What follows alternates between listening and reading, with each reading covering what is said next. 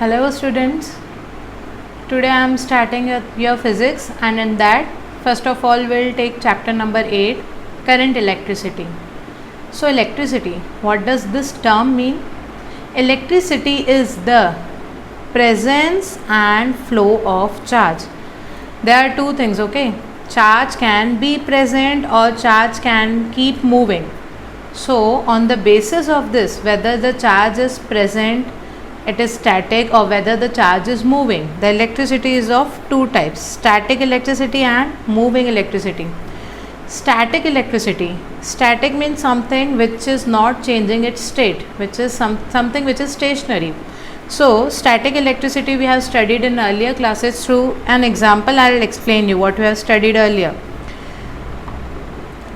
Think of a scale, or take up a scale and rub it with your hairs and then bring it near some bits of paper. What will happen? Those bits of paper will get attracted towards the scale. Why they are being attracted? Because after rubbing the scale with your hairs, the scale is getting charged. Here I have shown you the scale is getting negatively charged.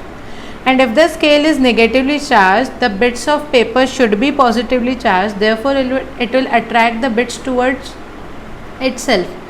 So, this type of electricity where the charges are static, they are not moving, they are fixed. So, this type of electricity is static electricity. While on the other hand, if the charges are moving, so that electricity will be known as current electricity. And if you are asked the definition of current, what you will say? Current is the rate of flow of charge. It is the rate of flow of charge.